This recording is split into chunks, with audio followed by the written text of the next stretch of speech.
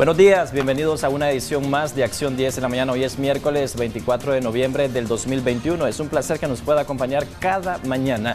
Ya se encuentra con nosotros Odili Varga, Jocelyn Medrano y les saluda Jimmy Romero. Más adelante ellas se estarán incorporando. Mientras tanto, vamos a iniciar el detalle de nuestras informaciones. Les comento que la Oficina de Naciones Unidas para los Derechos Humanos pidió a Nicaragua que evite aumentar su aislamiento después de que el gobierno de Nicaragua anunciara su salida de esa organización, es decir, la Organización de Estados Americanos. María Esther Ordóñez nos amplía mucho más. De las Naciones Unidas para los Derechos Humanos, Marta Hurtado, dijo este martes que esa organización lamenta la decisión de Nicaragua del pasado viernes de denunciar la Carta de la Organización de los Estados Americanos.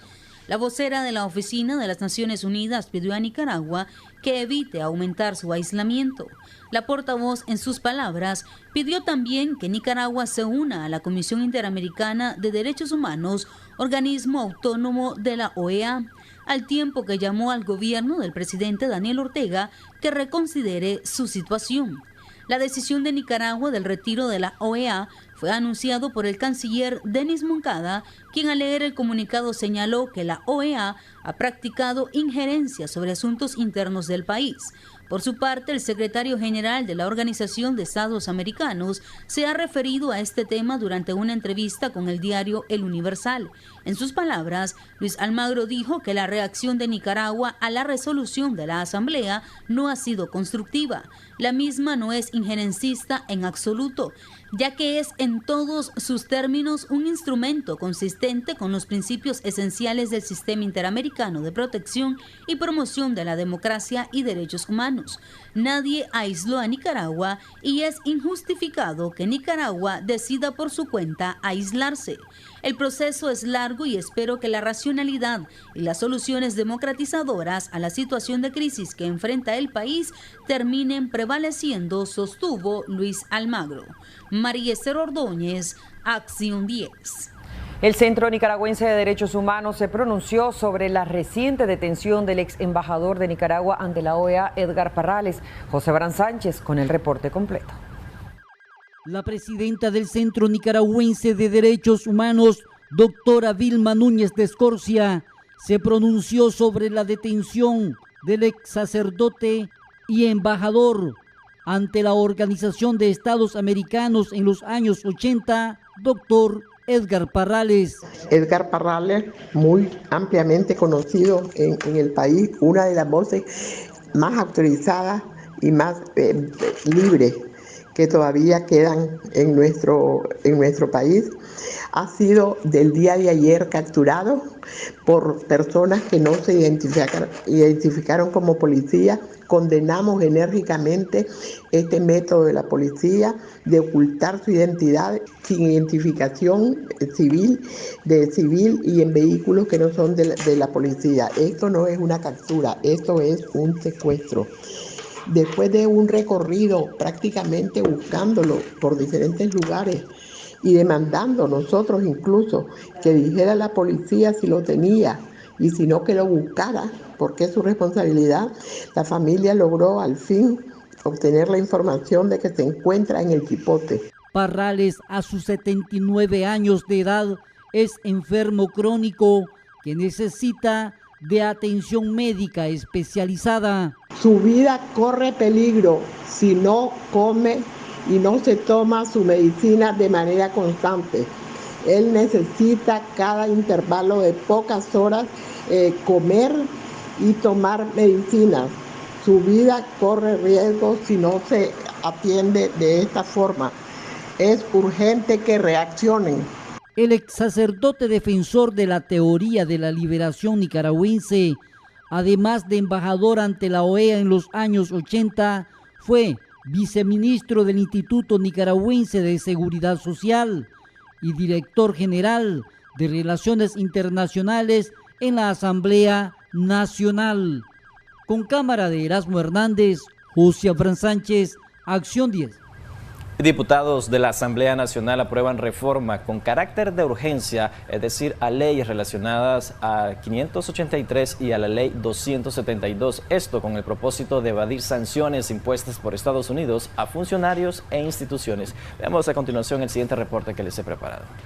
Aparentemente, con la reforma a la ley de ENATREL, el gobierno busca proteger a sus instituciones y funcionarios, luego que el Departamento del Tesoro de los Estados Unidos sancionara a su ministro Salvador Mansell. La iniciativa fue enviada con carácter de urgencia a la Asamblea Nacional y contó el martes con el voto favorable de 73 diputados, entre ellos los que se hacen llamar opositores. Los reglamentos internos de la empresa, sus manuales y demás normativas aplicables, incluyendo el nombramiento de un vicepresidente ejecutivo. El cargo de vicepresidente ejecutivo es compatible con el de miembro de la Junta Directiva de ENATREL. También la planadora sandinista aprobó en el hemiciclo una reforma a la ley de la industria eléctrica de Nicaragua para regular la importación y exportación de este servicio en la región. La misma se modificó en momentos que el presidente Daniel Ortega anunciara la inauguración de una planta de gas natural ubicada en Puerto Sandino. Que actualmente nuestro país participa en el mercado eléctrico regional, aumentando desde el año 2018 su participación en la importación de energía. Sin embargo, con la entrada en operación de la planta de gas natural, Nicaragua va a poder exportar toda esa energía. La misma incluyó ampliaciones de exoneraciones de impuesto a toda la cadena de suministro de energía, incluyendo su importación, almacenamiento y comercialización. Jimmy Romero, Acción 10.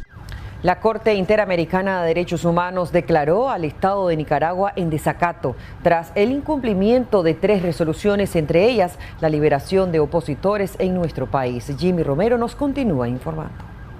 Como un acto de desacato, así catalogó la Corte Interamericana de Derechos Humanos las acciones del presidente Daniel Ortega, quien no ha cumplido con las resoluciones de este organismo internacional para la liberación de 22 presos políticos, por lo que expondrá la situación a la Organización de Estados Americanos, según la más reciente resolución emitida este lunes. La IDH ha solicitado medidas provisionales a favor de los presos políticos, como Juan Sebastián Chamorro, José Adán Aguirre, Félix Maradiaga, Lester Alemán, Freddy Navas, Arturo Cruz, Víctor Hugo Tinoco, Tamara Dávila, Cristiana Chamorro, entre otras personalidades. A la fecha, el mecanismo para el reconocimiento de personas presas políticas contabilizan que en el país existen al menos 159 presos políticos.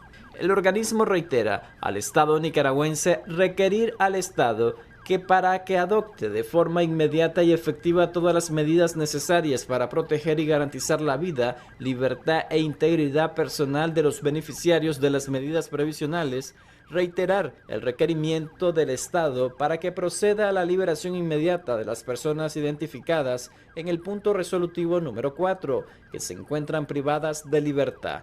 La Corte considera que la posición asumida por Nicaragua en los escritos presentados a esta Corte referidos a su rechazo y no aceptación de las medidas provisionales y la efectiva inobservancia de lo ordenado en las resoluciones del 24 de junio, 9 de septiembre y 4 de noviembre del 2021 constituye un acto de desacato a la obligatoriedad de las decisiones dictadas por este tribunal. El organismo internacional recuerda al Estado el requerimiento para que se abstenga de ordenar la detención o cualquier otra medida restrictiva de libertad de los periodistas Lourdes Arróliga, ex trabajadora de la extinta Fundación Violeta Barrios de Chamorro, quien tuvo que exiliarse para evitar convertirse en otra rea de conciencia.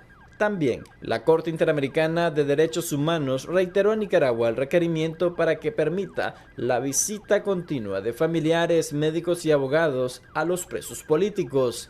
Y es que el pasado 19 de noviembre, el gobierno del presidente Daniel Ortega denunció la carta de la Organización de Estados Americanos, argumentando una supuesta injerencia en los asuntos internos del país. La decisión fue en respuesta a la aprobación de una resolución en la 51 Asamblea General que declaró los comicios del pasado 7 de noviembre como no libres, justos ni transparentes y que no tenían legitimidad democrática. Jimmy Romero, Acción 10. Vamos a cambiar totalmente de tema. Ahora les comento que comerciantes de pólvora en los puestos habilitados en el sector de Tizcapa se preparan para recibir a los nicaragüenses durante los próximos días. Pero es Jocelyn Rojas quien estuvo en el lugar y este es su reporte. Este martes 23 de noviembre fue habilitado el puesto de pólvora mayorista ubicado en Tizcapa. Según el presidente nacional de vendedores de juegos pirotécnicos de Nicaragua, don José Valladares, en el territorio nacional autorizaron 456 puestos de venta.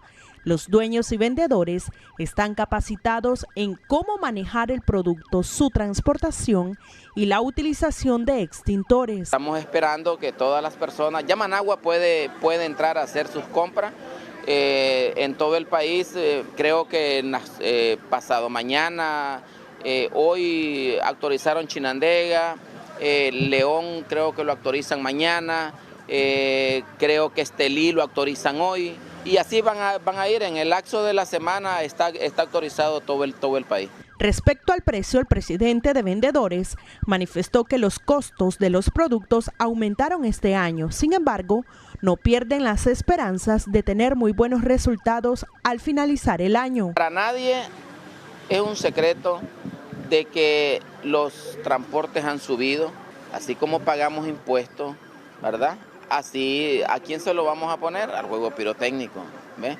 Porque de ahí sale todo, ¿ves? Entonces ha subido un poco, ¿ves? Por la carestía de la vida, el deslizamiento del dólar, o sea, todo encarece. Ha subido un poco el artículo, pero tampoco es exageraciones, ¿no? Dentro de los requisitos, comerciantes de pólvora deben de tener a la vista el rótulo que indica no fumar y mantener los 3 metros de distancia entre los tramos y los vehículos de los compradores. Además, está prohibida la venta a menores de 18 años. Conversábamos también con distribuidores, los que se ubican ahí por el Ministerio del Trabajo, y manifestaban de que en ocasiones el establecimiento que está ubicado aquí en Tizcapa vende a personas que andan en las calles y eso debilitaba también la venta de ellos. A las personas que tienen permiso se les da un precio, ¿no? Las personas que no tienen permiso, que es el público, pues tienen otro precio, lógico, ¿no? No confundimos una cosa con otra entre la persona que tiene permiso y la persona que es público. Hay dos tipos de precios y la gente nos entenderá que es así y es un reglamento y es donde usted vaya. En Managua son 104 los tramos que están habilitados las 24 horas de lunes a domingo hasta el día 6 de enero del año 2022. Con imágenes de Ronald Reyes, en Acción 10, Jocelyn Rojas. Organización de Defensa al Consumidor alerta sobre un posible incremento en el valor de su factura de energía eléctrica durante los próximos 2 meses. Si usted es de los que opta por decorar su vivienda con luces navideñas, ¿a cuánto podría ascender el cobro de su factura? Veamos el reporte que nos brinda Jimmy Romero. A no asustarse si su próximo recibo de energía eléctrica sale mayor que el mes anterior, advirtió Rubén Arriola, de Consultoría de Gestor al Consumidor. En Nicaragua, por tradición, los últimos días de noviembre y todo el mes de diciembre, algunas familias decoran e iluminan de luces navideñas cada esquina de sus hogares. Sin embargo, el precio que tienen que pagar es más alto por la demanda en el consumo de energía.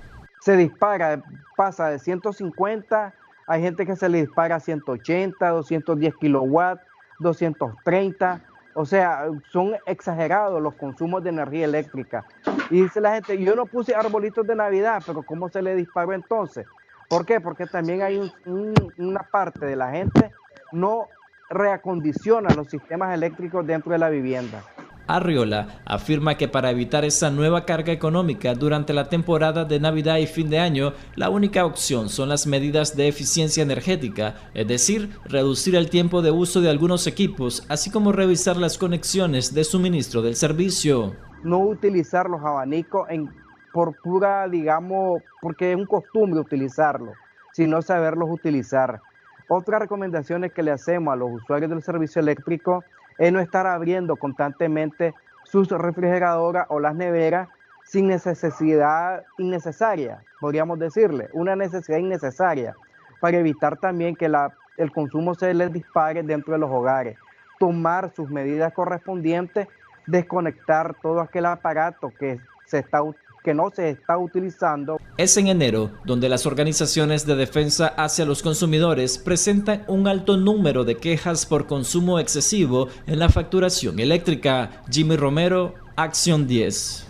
Y autoridades del Ministerio de Salud presentan informes sobre el avance de la pandemia de COVID-19 en nuestro país y detallan que actualmente existen un total de 129 casos confirmados. Pero Geraldine Domínguez con la ampliación de este tema.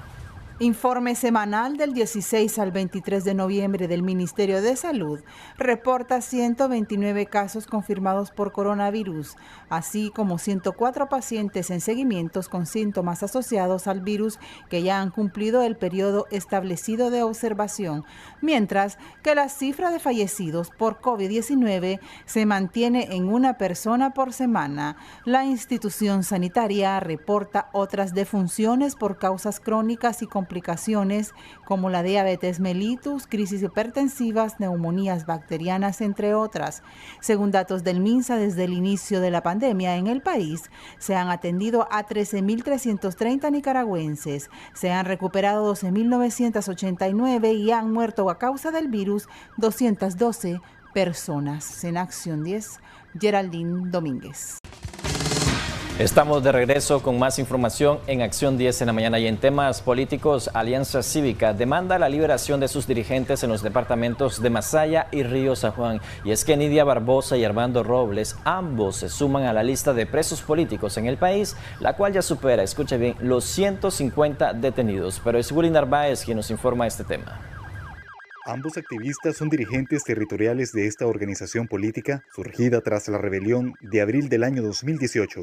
Pese a que la administración Ortega Murillo firmó acuerdos con la Alianza Cívica, que solo quedaron en papel, 2 años después, han arrestado a varios de sus integrantes. Seguiremos demandando la libertad de todos los presos políticos y doña Nidia y don Armando se suman a la lista de las detenciones arbitrarias que el régimen Ortega Murillo ha hecho en los últimos meses. Tanto como sus familiares y tanto como su organización no tenemos mayor información que nos puedan brindar en las delegaciones municipales. Sí sabemos que están detenidos ahí. Desde mayo en Nicaragua se registró una nueva ola de cacería de opositores, señalados en su mayoría por supuestos delitos de traición a la patria y lavado de dinero. Ninguno ha sido condenado por la cuestionada justicia nicaragüense. No hay un acompañamiento legal normal como ha sido en los últimos casos de los presos políticos que están en el Chipote. Evidentemente ellos han ido a audiencias sin su acompañamiento legal, a como lo han hecho los demás, y nosotros demandamos a la liberación de ellos porque no es un delito querer una democracia en su país. Entre los más de 150 capturados por la policía se encuentran disidentes sandinistas y 7 aspirantes presidenciales quienes no pudieron enfrentar a la pareja gobernante en los comicios del pasado 7 de noviembre. La comunidad internacional demanda la liberación de todos los opositores. Willy Narváez, a Acción 10. Analista político Enrique Sáenz analiza las repercusiones para Nicaragua tras su salida de la Organización de Estados Americanos. José Abraham Sánchez con el detalle de sus declaraciones. El economista y abogado nicaragüense Enrique Sáenz analiza si el retiro de Nicaragua de la Organización de Estados Americanos, a consumarse 2 años después del anuncio, trae consigo algún impacto económico al país. La salida de la OEA no se traduce automáticamente en salida de las instituciones financieras internacionales, porque son organismos distintos, ¿verdad? Por ejemplo, el Banco Mundial, que es un organismo financiero, como su nombre lo indica, mundial. Las decisiones del Banco Mundial no dependen de lo que resuelva la OEA, pero obviamente los principales socios, los que toman las decisiones en el Banco Mundial, en el BID y en el Fondo Monetario, los que tienen la mayoría del poder de voto, porque allí no es un representante, un voto. En el Banco Mundial, en el BID y en el Fondo Monetario, el poder de voto depende de la magnitud de los aportes de los socios. El mayor socio es Estados Unidos y las potencia económica, es decir, entre Estados Unidos y los miembros de la Unión Europea, tienen la capacidad de determinar las decisiones del Banco Mundial y del Fondo Monetario Internacional. La decisión del retiro de la Organización de Estados Americanos se da 2 semanas después que se celebraran las elecciones presidenciales en el país, siendo una vez más reelecto con el 75% de votos la pareja presidencial, y a los días que la Asamblea General de la Organización de Estados Americanos aprobara una resolución donde consideraban que las elecciones no habían sido libres, justas ni transparentes. Con cámara de Erasmo Hernández, José Abraham Sánchez, Acción 10. Continuamos con más. De manera trágica murió una adolescente de 14 años de edad, esto en Granada, luego de que una de las paredes de la casa en la que habitaba colapsara. Detalles de esta y otras informaciones a cargo de nuestros corresponsales. Un menor de 14 años, identificado con las iniciales ASLM, murió de forma trágica tras caer sobre su humanidad una de las paredes estructurales de su vivienda, ubicada en el reparto San Martín, en la zona sur de Granada. En el suceso también resultaron heridos la madre y hermano del menor, identificados como María Luisa Mendoza, de 34, y el niño de iniciales de MLM, de 3 años de edad. Todos fueron trasladados por un taxi al Hospital Amistad Japón, Nicaragua. Se oyó el zinc que como cuando estaba uno componiendo casa, se oyó, pero nadie sabía qué era. Dice una nietecita mía, oiga abuela, dicen que volaron un perro en el zinc. Entonces yo me quedé así, ¿verdad? Pero al rato pasa la vecina y dice, ayuda, dice que a la Luisa le cayó la pared encima. Pero ya estaba otro, dicen, el muchachito más grande de ella le estaba quitando las piedras de encima. Sí. ¿Cómo iba? Ella iba bien chimadita y su muchachito se le murió, el golpeadito se murió. Que la muchacha estaba prensada en una pared que le había caído encima. Bueno, y como ser humano nosotros de la familia aquí del barrio, yo corrí a acudirla. Cuando yo entré, la muchacha estaba saliendo, estaba sentada ella con su cara de viaje desfigurada, pues aquí la mitad de la cara. Yo la levanté, la chineamos, ella gritaba por su niño, pero el niño que dicen que falleció, él estaba sentado normal, pero yo nunca pensé que el niño estaba bien golpeado. Pero y cuando nosotros la acudimos a llamar un carro, vino el carro, después vino la ambulancia, se lo llevaron en un taxi y ahí se lo llevaron a los dos, pero lamentablemente los dicen ahorita que el niño falleció. El mal estado y antigüedad de la estructura de la humilde vivienda pudo propiciar esta tragedia. El hecho se suscitó este mediodía de la antigua tenería, 200 metros al oeste, en el reparto San Martín de la Gran Sultana. Yorleni Cordonero Arriola, Acción 10. El arroz, los frijoles y el aceite, entre otros productos que son básicos para el consumo del hogar, han incrementado de precio en los diferentes puestos de ventas ubicados en la ciudad de Somoto. Los consumidores expresaron que no hemos entrado a la época navideña y ya los ingredientes para hacer un relleno están por las nubes. El costo se han duplicado, los productos todos ahorita, y más está empezando esto. Va a haber que tocarse la bolsa y si no hay reales, porque los reales no ajustan.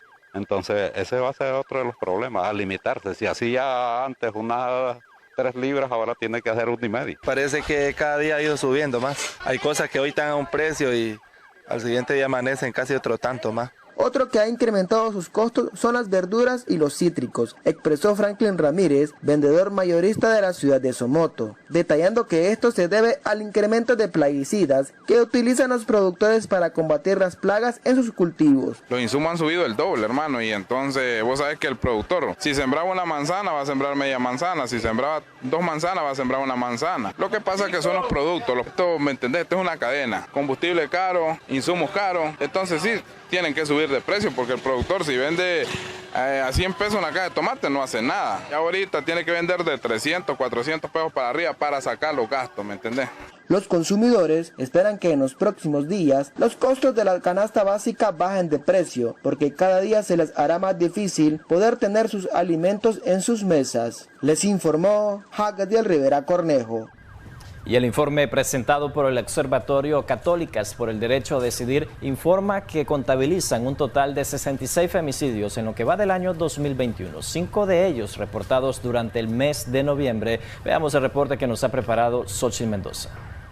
Continúan en incremento los femicidios en el país. Este pasado fin de semana una mujer fue encontrada muerta, su cuerpo tirado en el patio de una vivienda y presentaba señales de violencia en su cuello. El Observatorio de Católicas por el Derecho a Decidir señala este como un nuevo ataque de odio contra las mujeres y reportan más de 60 femicidios en lo que va del año. En noviembre llevamos 5, son 5 vidas arrebatadas a como son esas 66 mujeres que han sido cruelmente asesinadas, donde les han arrebatado sus sueños, sus vidas. Ya llevamos 2 muertes seguidas en Puerto Cabeza, en Bilbo y Puerto Cabeza, y el otro que ha sido en este mes, pues, Jinotega. Jinotega ya lleva 2 mujeres que le arrebataron la vida. Este próximo 25 de noviembre se conmemora el Día Internacional de la Eliminación de la Violencia contra la Mujer, pero ellas no son las únicas afectadas bajo este contexto. Más de 90 niños han perdido a sus madres, formando parte de estas estadísticas que los reportan como víctimas. También han dejado a la orfandad ya 96 niños que les queda destruida completamente su vida, que ya son más que todo, no le llamemos esas víctimas directas, indirectas, sino que son víctimas directas por este cambio de vida. Estamos hablando de vidas arrebatadas y no de número, así que hacemos el llamado ante toda esta situación de violencia, ante esta situación donde las autoridades cumplan con el papel, cumplan con lo que dice la ley, que persigan, que apresen a estos femicidas, donde le es fácil arrebatar la vida, pero para la familia no le es fácil conseguir justicia. Según la Organización de las Naciones Unidas, 1 de cada 3 mujeres ha sufrido abuso a lo largo de su vida. En un nuevo informe de la ONU Mujeres, basado en datos de 13 países, desde la pandemia recoge que 2 de cada 3 mujeres padecieron alguna forma de violencia o conocían a una mujer que la sufría. Por desgracia, solo 1 de cada 10 dijo que ocurría a la policía en busca de ayuda. Xochitl Mendoza, Acción 10. Siempre hay que estar vigilantes ante la primera señal de violencia, hay que romper el silencio, buscar a los expertos, a las autoridades y a los especialistas, sobre todo no quedarnos calladas. La violencia no se justifica desde ningún punto de vista. Vamos a hacer una breve pausa comercial y ya regresamos. En otro orden de noticias, este año los padres de familia, escuche bien, tendrán que invertir más de 1.500 córdobas para la compra de artículos para la celebración de la promoción y la graduación de sus hijos. Veamos a continuación el siguiente reporte que les he preparado. Aliste su bolsillo si antes de finalizar el año 2021 su hijo e hija se promocionará de preescolar o secundaria. Esta madre buscaba la falda, camisa, calcetas y zapatos para la promoción de su pequeña y afirma que la inversión sobrepasa los 1.500 córdobas. El uniforme, la falda, la camisa y los zapatos. ¿Cuánto espera invertir? Como 1.500, no 2.000, que no pase. Sí. Sin embargo, algunos comerciantes afirmaron que existen precios más económicos en trajes y en zapatos escolares, pero va en dependencia de la edad y del tamaño del estudiante. Si es un adulto, un chavalo, ya un muchacho o una muchacha grande, le sale como sus 750. Sí, ya con la corbata, ya sea con la manga larga y la falda y sus calcetines. Las zapatillas, lo que se buscan ahorita en las promociones. ¿Costo? Vale 4.50 y tengo de 3.50. ¿Precio económico? Sí, estos son los económicos, los de 3.50. A ese presupuesto tendrá que sumarle el valor de la toga y el birrete que utilizará el estudiante para su graduación. En esta sastrería se oferta desde 800 a 1.000 córdobas. Si el cliente trae la tela, pues se le cobra solo la confección, que estaría por los 600 córdobas. O 500, dependiendo de la edad. Jimmy Romero, Acción 10. Avanza la construcción de un puente vehicular entre la colonia Independencia y el barrio San Judas. Geraldine Domínguez con el detalle del proyecto.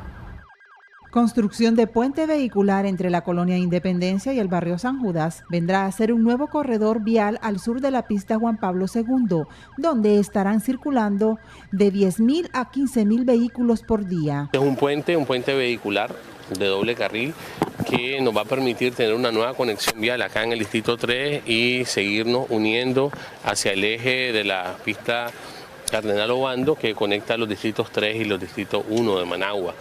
Esta es un corredor vial nuevo que estaríamos habilitando que está hacia el sur de la pista Juan Pablo II y será uno de los corredores de acceso importantes al sur de la pista Juan Pablo II. Son obras básicamente del puente y la reestructuración del cauce en esta zona. Este es un cauce totalmente revestido. Para este proyecto se han invertido 7 millones de córdobas y se prevé que finalice a mediados del mes de diciembre. En Acción 10, Geraldine Domínguez.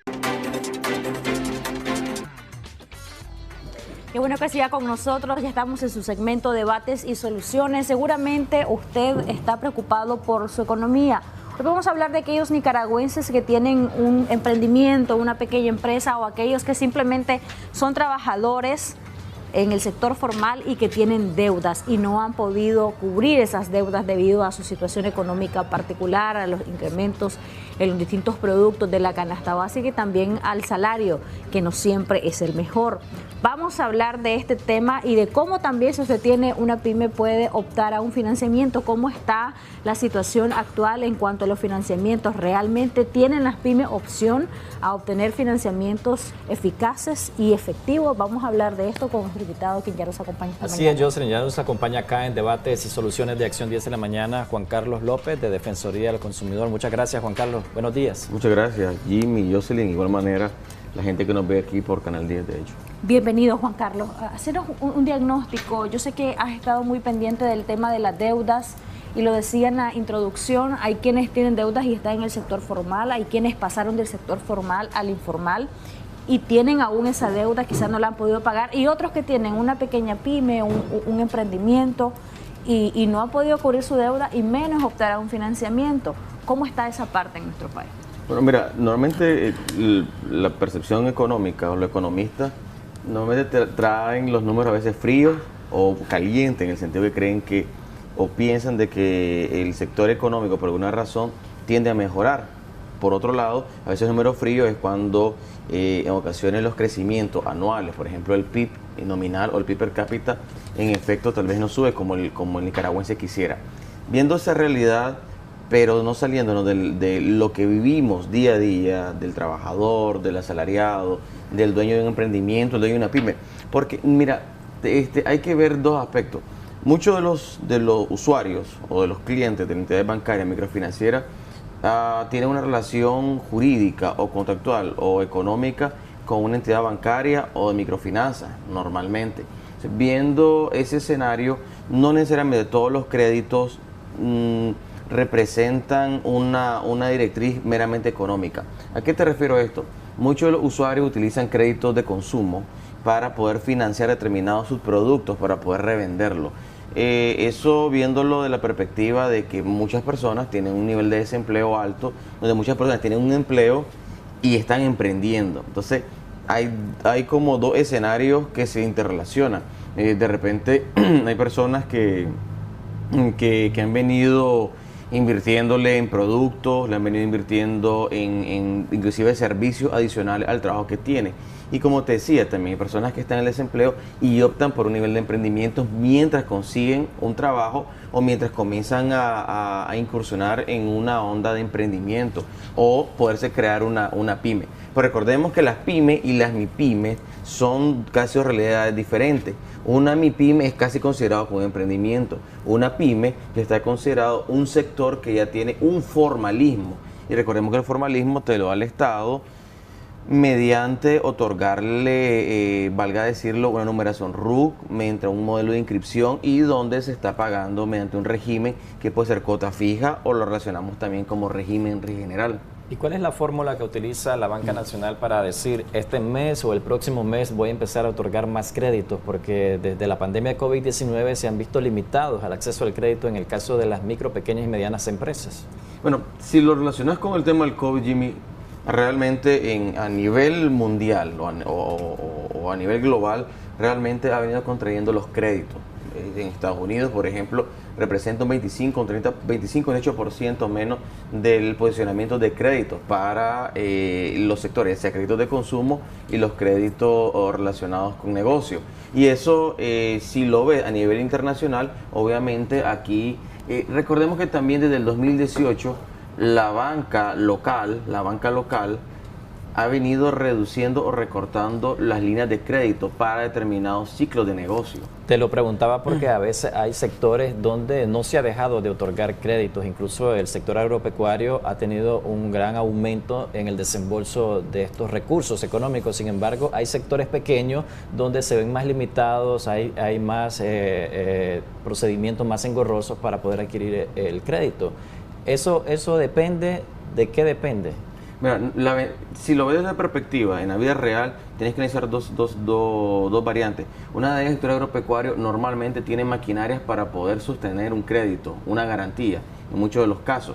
Aparte de eso, existe la posibilidad de tierra. Estás hablando de que pueden ser créditos que están relacionados a garantía inmobiliaria por parcelas de tierra. No es lo mismo un finquero, un ganadero que pone tal vez de las 10 manzanas que tiene, 15 manzanas, pone 5 en garantía.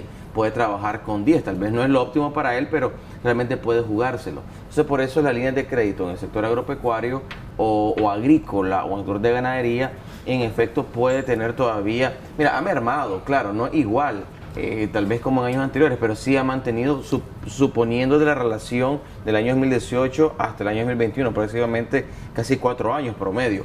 Si me hablas de los créditos meramente relacionados con un sector más urbano, con un sector pyme, un sector de MIPYME, realmente los créditos se han venido deteniendo. Y eso lo plantea también el presidente de las CUNYMIPYMES, que en ese sentido lo atina y lo plantea de que el tema de los créditos ha sido un tema del deber. Pero recordad que tal vez la percepción está en que muchos de los sectores evalúan los líneas de crédito con meramente la banca nacional y dejamos a un lado los microcréditos.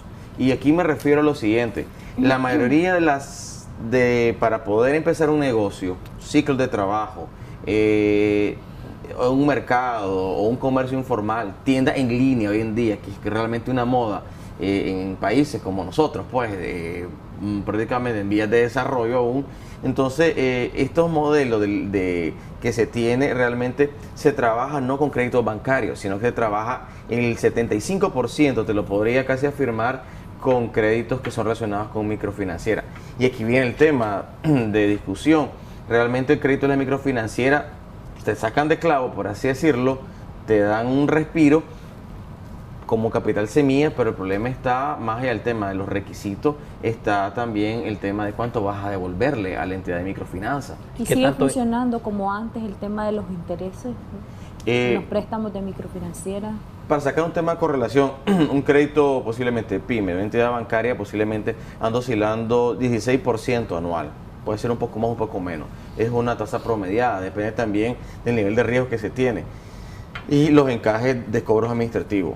Si te salís del encaje del 16% de una banca promediada nacional, te encontrás también ahora que tenés microcréditos que los créditos son, o los intereses, tenés líneas de 60-70% sobre saldo anualmente. Entonces hay una gran diferencia, hay desproporcional y aparte de eso, no es lo mismo pagar un porcentaje promedio hasta un 20% de un crédito PYME a un crédito de una microfinanciera que te van a cobrar el 70%. Entonces, por eso es que todos los días ves comentarios, platicas con personas, invitadas, economistas plantean, políticos, etcétera, de que realmente la sobrevivencia para poder inyectarle un capital semilla y para poder hacer frente a cuotas de pago en una línea de tiempo de 2-3 años realmente es asfixiante para el que está emprendiendo. ¿Cómo se ha estado manejando la Banca Nacional y las microfinancieras con la situación que ha habido en nuestro país en los últimos años? ¿Han sido condescendientes? ¿Han buscado la manera de llegar a arreglos con los clientes, con los que tienen estos problemas económicos, que quizás se quedaron sin trabajo y no han podido pagar, o que quizás su negocio se ha visto afectado por la situación que se vivió del 2018 en adelante o por la misma pandemia? Mira, yo te podría plantear que podría ser un 50-50, o sea, 50 sí sos flexible y otros 50 apelás al marco jurídico. Y aquí planteo el marco jurídico porque la ley te establece si debes de pagar, y si no tenés cómo pagar vas a pagar con garantía. Y si no es garantía económica como embargos salariales, vas a hacer obviamente los retiros de hipoteca o los retiros de vehículos. Entonces, en cada uno de los escenarios, en cada uno de los casos, podés analizar de que si no apelas a la buena voluntad de la entidad bancaria microfinanciera, está obviamente la vía judicializable, o sea, la vía donde te van a ejecutar tus bienes que pusiste en garantía, tu salario en caso que no te afecte el salario mínimo hacia abajo, y por otro lado, en el peor del escenario, la gente tiene que dar en dación en pago los bienes, sobre todo los vehículos, pues que tal vez la relación es más rápida, pues entregar el vehículo y tal vez puede haber un remanente. Yo recuerdo que en ocasiones anteriores que nos habías acompañado, habías planteado la posibilidad de una ley que viera este tema de las deudas. ¿Cómo quedó eso al final, Juan Carlos? Mira, eso se le hizo una contrapropuesta en su momento, porque en el 2018 nosotros estuvimos hincando, trabajando, y se creó una normativa, prácticamente normativa de la Superintendencia de Banco, y la normativa creo que era del mes de mayo, creo, después del mes de mayo, porque después hubo una en el año 2019, y se creó también por parte de la CONAMI, que regula las microfinancieras, en efecto, creando normativas paralelas. Lo que te permitía las normativas, como un salvavidas, era que primeramente tenías la opción de 6 meses de gracia prácticamente.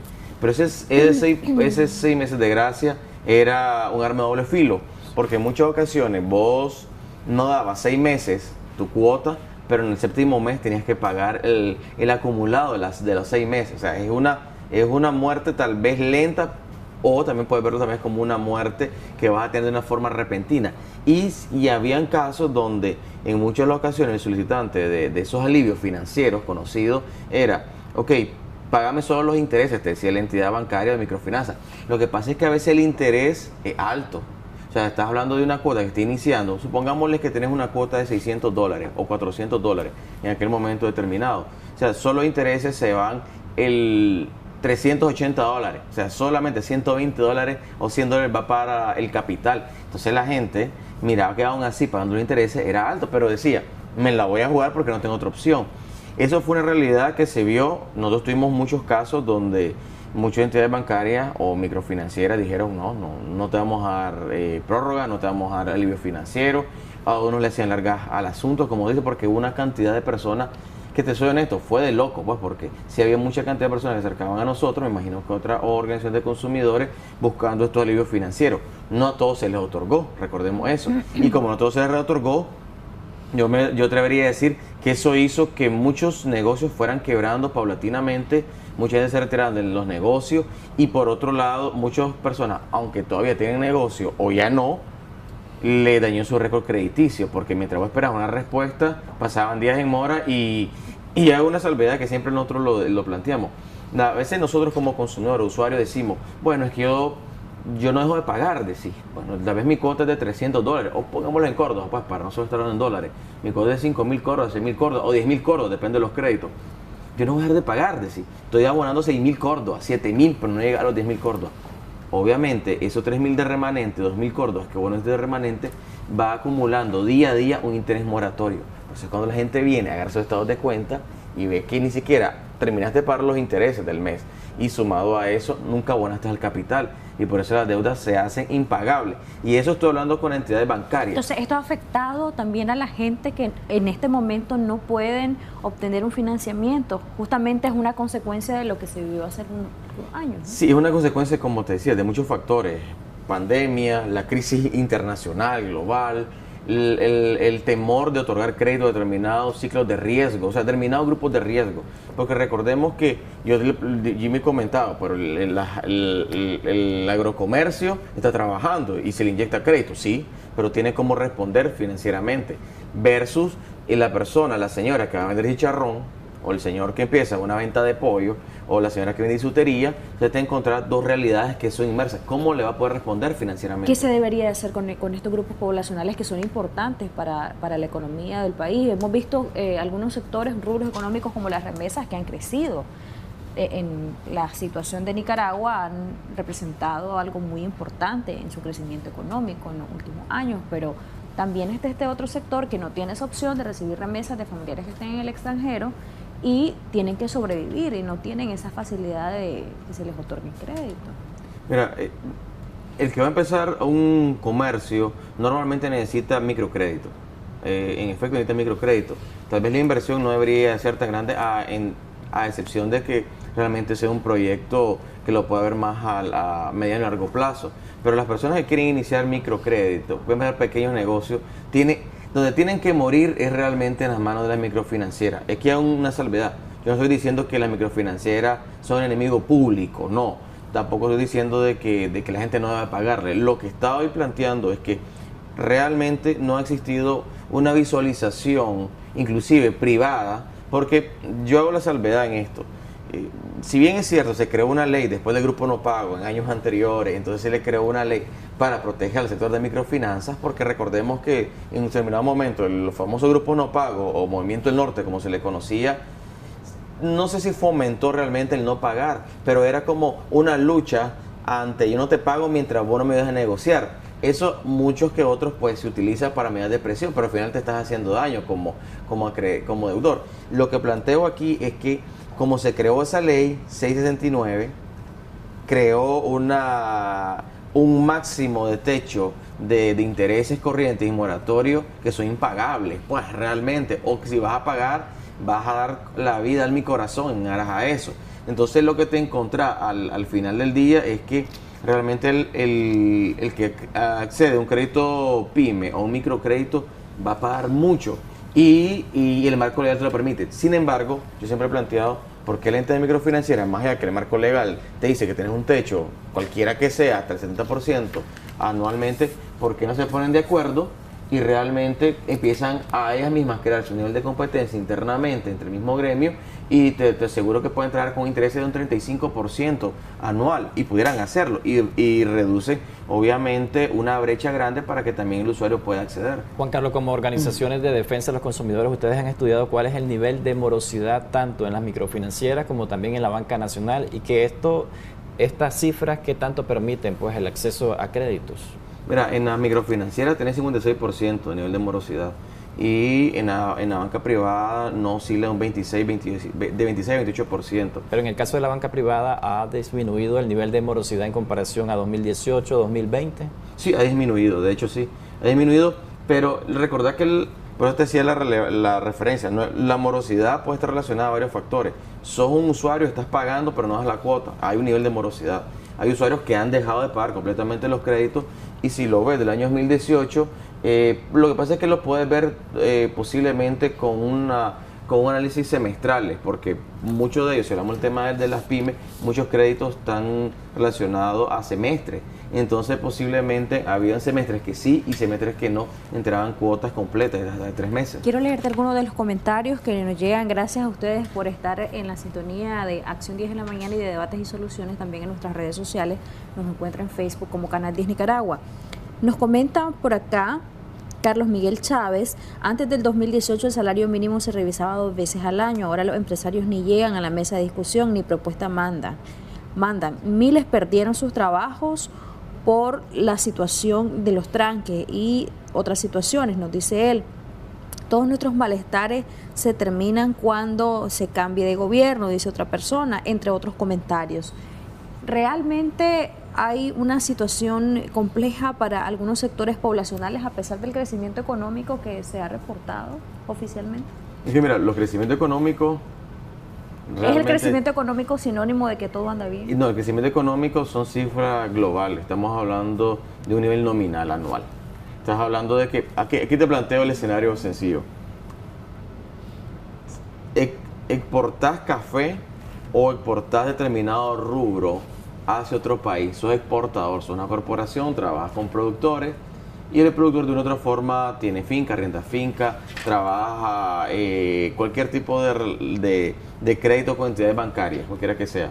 Se está ganando, está trabajando, se está exportando, porque no se han detenido, obviamente, las relaciones comerciales. Sin embargo, ahora planteo, las cifras pueden crecer, pero internamente la persona que le trabaja a esa corporación, a ese acopio, a ese ganadero, realmente su vida económica de seguro que no ha mejorado. Sin embargo, tal vez hay 2 plazas más porque otras se han ido, hay 2 plazas más porque tal vez ha aumentado algún tipo de cifra, y recordemos que no necesariamente el volumen ha crecido, lo que ha crecido tal vez el precio a nivel internacional de esta materia prima o de estos productos que son de primera mano a nivel internacional. O sea, el precio de aumento internacional y la competencia internacional subsidia tal vez la cantidad de volumen. Sin embargo, ahora la referencia, la macroeconomía, si lo ves así, puede tener un nivel de crecimiento. O sea, la exportación crece, y si vos, los números son buenos, son interesantes. Pero claro, pero no necesariamente tiene que ver con una activación mejor en economía independiente, porque como decía el amigo, los salarios no han mejorado. Eso es real. Y eso es un tema muy sensible para la ciudadanía nicaragüense. El salario mínimo no se está revisando de manera adecuada, decía él, no presentan las propuestas, ni siquiera llegan los empresarios. Entonces, quisiéramos saber, Juan Carlos, tu punto de vista en ese sentido, de quién depende, porque todo esto es una cadena, los salarios prácticamente casi que congelados, el incremento en algunos precios, en algunos productos básicos, el tema de los impuestos y tantas situaciones. Hubo un congelamiento o una estática, digamos, en el precio de los derivados del petróleo, del tanque de gas para cocinar específicamente. ¿Esto realmente ayudó o no? Y hay otro tema bien sensible también que nos están pidiendo que lo comentemos, y es en cuanto a la tarifa de energía eléctrica.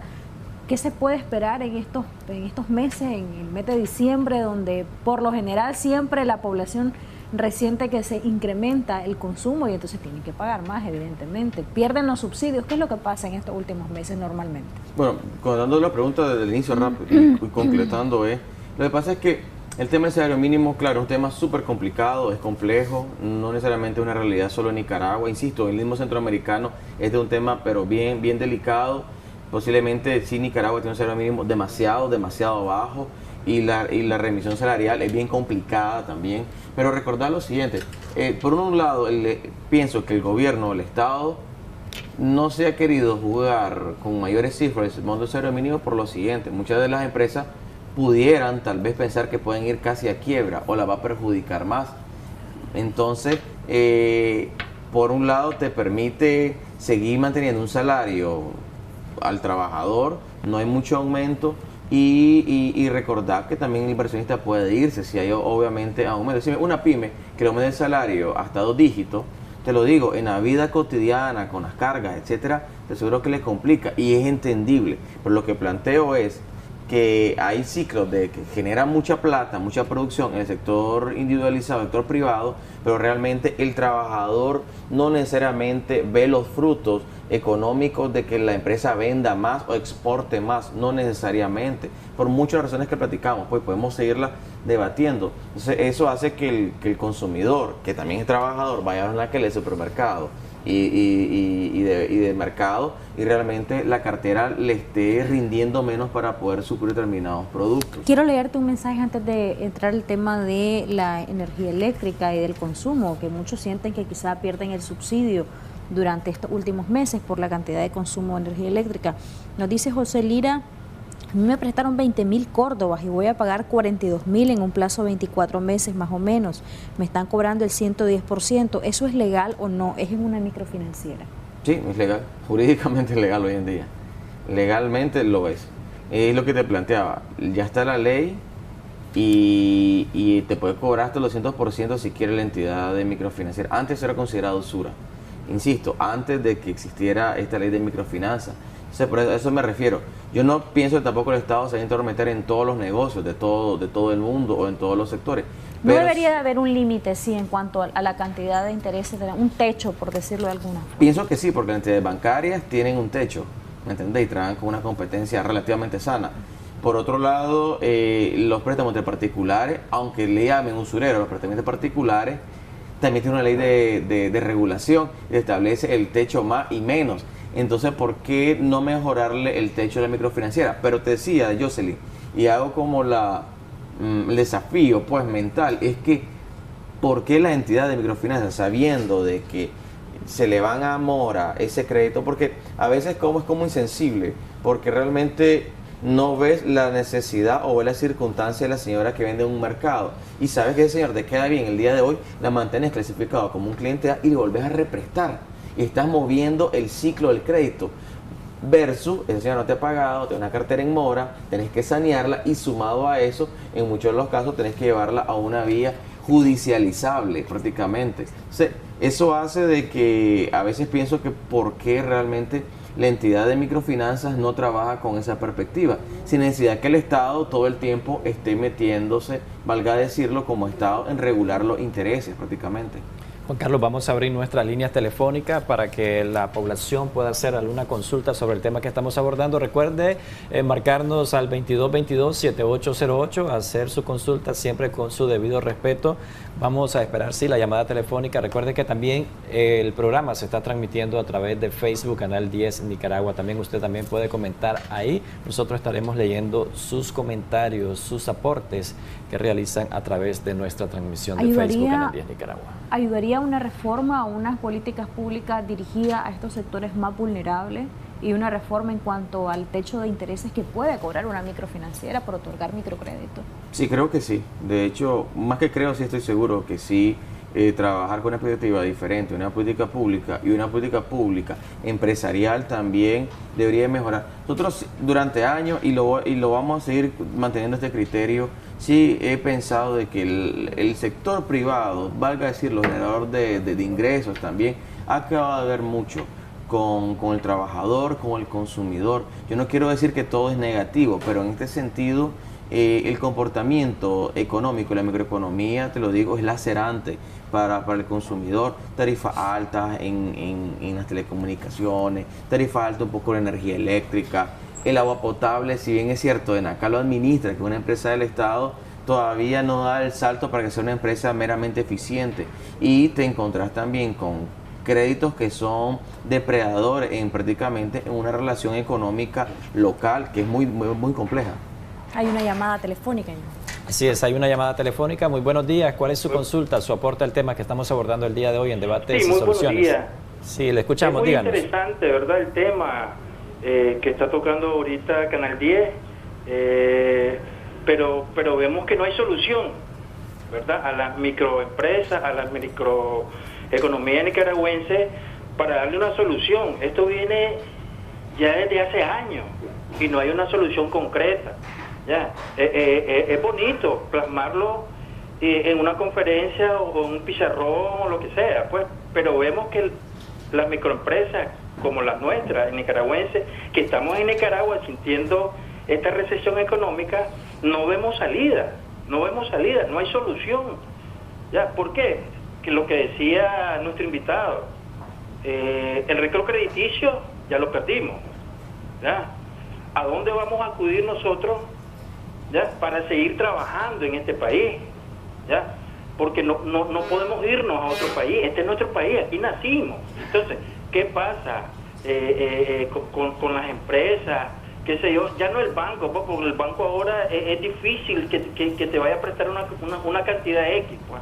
Entonces, pero los negocios que comenzaron bien, que ahora están mal y que no han cerrado porque se está haciendo un esfuerzo sobrehumano por salir adelante, por pagar las cuentas al día, la luz, el agua, el teléfono, la alimentación. Entonces, ¿qué pasa con esas empresas que estamos todavía raguñando porque no podemos hacer otra cosa? ¿Ya? ¿Usted qué negocio tiene? Porque estamos endeudados. ¿Usted qué negocio tiene, estimado amigo? Yo tengo una pulpería. ¿Ves? ¿Y ha tenido problemas con las entidades bancarias o con microfinancieras? Con una entidad financiera. Gracias a Dios todavía no estoy con el banco porque quién sabe qué hubiera pasado. Pues, ¿ves? Sí. Entonces, pero estoy moroso con una entidad. Entonces, ¿qué estamos trabajando? Con capital propio, con capital pues que nos mandan de afuera, como yo decir la remesa, pues y nos mandan $100, lo meto a la venta. ¿Ya? Y lo otro, pues para sacar para la comida. O sea, estamos arañando, como dicen, ¿verdad?, la situación para poder sobrevivir. O sea, no tenemos ninguna opción. Eso es lo que mi pregunta es la siguiente: ¿qué vamos a hacer? ¿Vamos a continuar este año que viene así? Porque ya viene esto Esto es lo mismo, y no tenemos ninguna solución para la microempresa porque no tenemos otro palo que ahorcarnos, hombre. O sea, ¿qué hacemos? Muchas gracias por su comunicación. Si hay más llamadas, podemos recibirlas de manera continua al 2222-7808 para que luego Juan Carlos y me den sus comentarios respecto a las vivencias de nuestros amigos televidentes. Ya escuchábamos, el señor tiene una pulpería, Juan Carlos, y pues una situación bastante compleja, dice él. ¿Qué se debe hacer? ¿De quién depende el bienestar de estos pequeños, medianos y grandes negocios? Porque muchas veces se dice que las cargas impositivas en cuanto a los impuestos son más dirigidas a estos pequeños negocios. Hay otra llamada y luego respondemos a ambas. Muy buenos días, ¿cuál es su consulta? Díganos. Le escuchamos. Sí, buenos días. Pienso yo, ¿verdad?, que la verdad de las cosas es que para poder emprender, tener un negocio propio, debería la persona, como es, hice yo en mi caso. Yo trabajé duro, recogiendo, ahorrando, y hasta el punto de llegar a poner el negocio que yo quería, ¿me entiendes?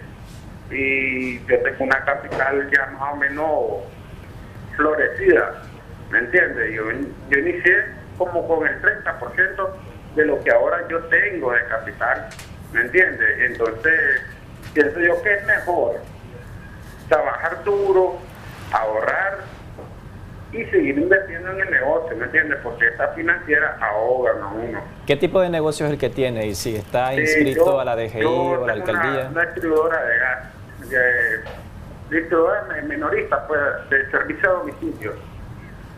Ok. Muchas gracias por su participación. Tú tienes dos escenarios diferentes. Uno necesita el crédito, está ahogado, y el otro pues lo puede hacer. Para todo hay, yo pienso que para todo hay. Y decía el primer amigo televidente que en el caso de él, las remesas, dice, me mandan $10, lo meto a la pulpería. Eso ha representado un oxígeno, una oxigenación importante para muchos nicaragüenses en este momento. Pero, ¿qué tanto puede ser esto a largo plazo, mantenerse y representar ese oxígeno que los nicaragüenses necesitan? Se debería de ver de manera interna, a través de políticas públicas, un plan que sea integral para estos sectores. Yo soy del criterio, siempre he pensado en dialogar, siempre he pensado en el segmento de poder negociar y de poder trabajar aglutinado. Y también yo sí te puedo decir, porque nosotros llevamos antes con este nombre de Centro Jurídico, Defensor del Consumidor, y que hemos trabajado ya 8, vamos para 9 años, justamente. O sea, experiencia tenemos de sobra de casos de clientes particulares, dueños de empresas, negocios grandes, negocios pequeños, te lo aseguro. Hemos visto de todo, en temas de energía eléctrica, en temas de entidades bancarias, microfinancieras, hemos visto de todo. Lo que yo sí puedo plantear, nosotros vamos a seguir trabajando de cara a poder buscar, no la solución completa, pero poder mitigar posiblemente aspectos que sean paliativos, mientras una solución un poco más integral pueda salir. Es que sí debe haber un modelo de integración donde las pymes, los comerciantes, los grupos o los emprendedores estemos aglutinados o se esté aglutinado en aras de hacer propuestas. Y las propuestas tienen que llevar también un marco de acción, y los marcos de acciones no necesariamente todas tienen que ser mecanismos de pleito, sino mecanismos donde se ejerza un poco de presión, por ejemplo, una asamblea, aprobar marcos legales diferentes, pero siempre planteado. A veces el amigo o el usuario, el consumidor, nos deja demasiada carga, por ejemplo, a nosotros o a mi persona. ¿Y ustedes qué hacen? ¿Ustedes qué pueden hacer? No, o sea, aquí es qué debemos, cómo podemos empezar a hacer. Hay otra llamada, Juan Carlos, y luego vamos a hablar del papel del gobierno, de la administración de un país como facilitador y del rol de la empresa privada, de la gran empresa y también de las pymes, en este caso con IMIPYME. A ver qué opinas vos respecto a estos tres sectores que son importantes en la economía de un país. Hay una llamada, sí. Buenos días, le escuchamos, díganos, ¿cuál es su consulta, su aporte al Muy tema? buenos días. Le estamos hablando aquí de la ciudad de Rivas. Queríamos aprovechar la oportunidad que hace el caballero para denunciar que aquí en este departamento se está dando una involucración de unos ex trabajadores del norte y sur que andan abusivamente, inescrupulosamente poniendo garrobos a escondidas de los dueños de las casas cuando le llaman para algún trabajo, ¿verdad?, privado o semi-privado, y esta persona trabaja en contubernio con el norte y sur. De lo tanto, tenemos cámaras, tenemos fotos, tenemos situaciones, y les piden a uno, mira qué triste esto, le piden una mordida para que no le pongan la multa. Entonces, esto lo estamos denunciando, que en el departamento de arriba se está dando esto, tenemos este conocimiento, tenemos evidencia y vamos a denunciarlo. Ya lo denunciamos, ya agarramos a unas personas, tenemos los nombres, e inclusive son de Masaya, ¿verdad? Trabajadores que vienen directos, que INE ni cuenta se da de que andan haciendo esta situación. Ya se fueron informados y ya le estamos explicando a la ciudadanía ribense que andan estas personas que trabajaron en INE y andan en contubernio con estas otras personas de Norte y Sur. Se va a hacer público y ampliamente, y pronto estaremos visitando el canal 10 para dar amplitud a esta sanganada que se está haciendo en nuestro departamento de arriba. Muchas gracias. Muchas gracias, agradecemos su comunicación. No sé si todavía está en línea, quisiera preguntarle algo. Hola. Bueno, parece que ya nos cortó la llamada. En este caso, ¿qué habría que hacer? Ahí está. Bueno, ustedes ya establecieron la denuncia ante INE, ante Disnorte, Disur y también ante las autoridades competentes, porque esto es un delito. Así es, totalmente un delito, señorita, y sí, ya pusimos la denuncia ante las autoridades militares del municipio de San Jorge, e inclusive pusimos la denuncia en INE, ya se le dio trámite en INE. INE nos prometió aquí en este departamento de quitar esa enorme multa de 40,000 córdobas, de los cuales estos individuos inescrupulosos estaban pidiendo $200 para no decir que estaba ese garrobo. En ningún momento ha habido ningún garrobo. Tenemos lo que sucede, que personas que trabajaron en INE, me explico, llegaban, hacen el trabajo que uno les pide y ellos les dejan el garrobo para posteriormente denunciar a las personas y cobrarle esta barbaridad, esta mordida, que eso es inaudito, increíble, y lo hacemos público y lo haremos sobre más público cuando estemos presentes en el canal 10 y ustedes nos inviten para que sepamos qué es lo que está pasando con esta institución. Pero ¿qué respuesta obtuvieron? Y Norte y Sur también. Ahora vamos sobre las personas que hicieron este trabajo. Públicamente lo vamos a decir.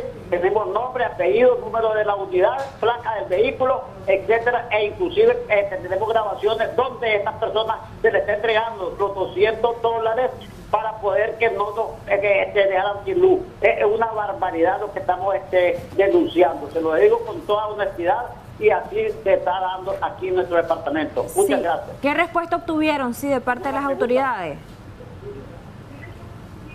Hola. Bueno, señorita, sí, ya la señora, una de las que cayó en la trampa de estos individuos inescrupulosos en contubernio con unos trabajadores de Norte y Sur de Masaya, que dijeron de que en Rivas nos dieron la respuesta de que van a quitar esa multa porque ellos no tenían conocimiento absoluto de que andaban acortando energía eléctrica por cuestiones de garrobo, porque ni INE ni Norte y Sur se daba cuenta de esta situación. Vean qué penoso y qué horrible, ¿verdad? Y Norte y Sur prometió quitar esa multa de 40,000 córdobas y enfrentar a estos individuos de este vehículo que andan en este departamento para cariarlos y hacer lo que pasa en esta situación, porque no es justo que le estén haciendo incautando a la gente inocente con esta situación. Que no crean que uno se la come simple, sí, pero la comemos bien, porque somos conocimiento de esta situación, mi estimada. Muchísimas gracias por su comunicación desde arriba, Jimmy, que nos llamaba este amigo televidente. Uno se pregunta, ¿es común que pasen este tipo de cosas?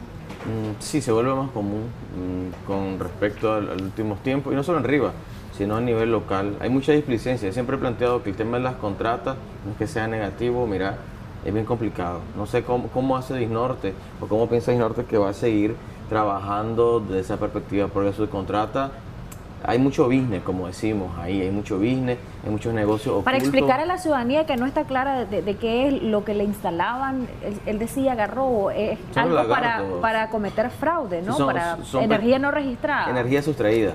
Son prácticamente lagartitos, le dice la gente, o ganchos para, obviamente, que no registren con respecto a la cometida hacia adentro, normalmente para evitar y poder trabajar solamente con el neutro y que no revista la energía eléctrica. O sea, que el medidor no registre un consumo ilícito de energía.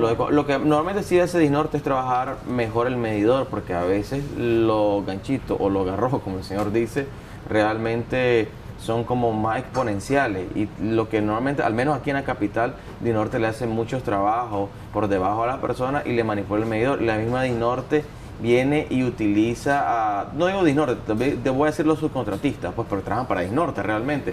Ellos vienen, le hacen el trabajo y después lo denuncian. Y después vienen las multas, 30.000, 40.000, 10.000, 5.000, 8.000 córdobas. Y se da porque no hay una regulación, una fiscalización más eficiente. Pero también está la parte del cliente, de a quien están haciendo el trabajo. Es decir, permitir eso, no, mira, arriesgarse a eso. Eso, como te planteaba él, es un delito. 2, se penaliza económicamente, hay multa. Lo que yo quiero culminar antes de la entrevista del día de hoy es que la gente lamentablemente lo hace para poder defenderse, pero no es la mejor manera tampoco, porque energía que vos no pagas o yo no pago, yo sí la paga, utilizando un análisis. Y por eso es que las pérdidas mira, desde el año 2017, 2015, 2016, las pérdidas habían bajado. Las pérdidas a nivel nacional 12%. Ahí era fenomenal y por eso había relativamente una mejor estabilidad. Ahora las pérdidas vuelven a subir casi un 30%. Estamos hablando de costos millonarios que se las traslada a los consumidores, al alumbrado público, al de las pymes, al consumidor. Yo sí creo de que hay que trabajar, hay que imponerse, hay que dialogar, hay que ir a la asamblea, hay que unificarse, hay que llevar voces dispersas pero con una misma tendencia ante estos ciclos de decisión, valga decirlo, política, económica. Y yo sí soy honesto. Pienso, creo y que debería de este año venidero, este año que viene, pienso de crearse un diálogo incluyente a nivel nacional, un diálogo incluyente y que ese diálogo también vaya a propiciar reformas también en el aspecto económico para mejorar al consumidor, para mejorar de las pymes. Nosotros por otro lado hemos quedado con un tema pendiente de trabajar con leyes que ayuden a las pymes, con el financiamiento, leyes que ayuden a los emprendedores, que hemos quedado pendientes de trabajar el tema tal vez por la coyuntura constante. Juan Carlos, y esto que se ha hablado como un congelamiento al precio del tanque de gas, por ejemplo, y de los combustibles, ¿ha ayudado en la economía nicaragüense? ¿Cómo vemos esta medida? Yo sé que ya lo hemos abordado, pero ya desde que se dio hasta este momento ha transcurrido cierto tiempo. ¿Ya puedes tener una visión sobre si ha sido de gran ayuda esta medida o no? De manera directa, sí. Jimmy viene y llega a comprar un tanque de gas, está congelado, al menos no ha subido a como estaba, pues. Y entonces Jimmy, al menos pensando que iba a haber más alzas, porque es la tendencia, siempre al menos lo compra alto todavía, pero al menos no está más alto, ¿verdad? Valga la redundancia. E igual que los combustibles, sentir relativamente un alivio de estabilidad y congelamiento. Sin embargo, la gente se ha estado quejando que ha aumentado algunos precios de la canasta básica. Ahí viene sí, hay que llegar. O sea, hay una llamada, Juan Carlos, y ya entramos al tema de la canasta básica para no hacer esperar a nuestro amigo televidente. Así es, ya tenemos una llamada telefónica. Muy buenos días, ¿cuál es su consulta? Le escuchamos. Así es, mi hermano, muy buenos días. Discúlpeme para aclararle al pueblo de Nicaragua y especialmente al caballero que tienen en presencia. Esta situación se da en contubernio con empleados actuales de Norte y Sur y con empleados inescrupulosos ex empleados que andan haciendo el trabajo y después denuncian. Es correcto lo que él está diciendo. Entonces tenemos esta situación. Sí, son subcontratistas, es correcto, de Masaya, y aquí en el departamento, por ejemplo, de arriba que estamos hablándoles, no hay conocimiento a veces de esta situación, porque son los sucios que andan haciendo estas uniones, como dijo él, las cometidas, las hacen a escondidas de la persona a quien lo buscó para que le hiciera un trabajito, poner una lámpara, quitar una lámpara, y le hacen ese trabajo, como dijo él, para después denunciarlo. Es ahí el hoyo del hoyo, donde tenemos este problema en el departamento. Sí, lo vamos a hacer público, vamos a hacer que este individuo, el dinero que se le dio a este muchacho de la empresa subcontratista de Masaya, que regrese ese dinero, porque no es justo lo que ellos estaban haciendo, ¿verdad? Entonces eso es lo que estamos denunciando. Muchas gracias. Ok, muchas gracias por su aclaración y por su llamada telefónica nuevamente. Juan Carlos, siempre retomando el tema del costo de la canasta básica, porque como decía yo, se congeló el gas licuado, se congeló el precio de los combustibles. Sin embargo, toda esa carga se le ha trasladado a los productos que integran la canasta básica. La gente se está quejando, según las organizaciones de defensa de los consumidores, solo en un mes ha aumentado ya casi 170 córdobas el valor de la canasta básica. Nosotros siempre hemos dicho de que lamentablemente no se va a decir si solo todos los comerciantes o el aviotaje o el distribuidor se aprovecha siempre. O sea, aquí hay un aviotaje constantemente. O sea, aquí Y te digo, eso ves después de 3 semanas y media, la decisión gubernamental. Ahora ves que muchos productos aumentan porque saben que hay temporada, porque saben que hay pago de aguinaldo.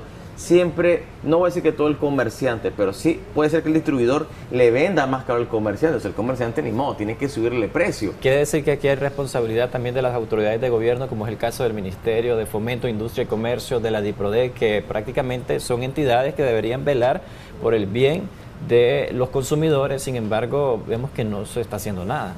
Sí, la verdad sí, como la ley 290, el 842 le establece el modelo de fiscalización. Lo que pasa es que tal vez es un gremio difícil porque para eso tendría que sancionar a los distribuidores, a la cadena de comercialización y obviamente tal vez al revendedor que está en los puestos de supermercado.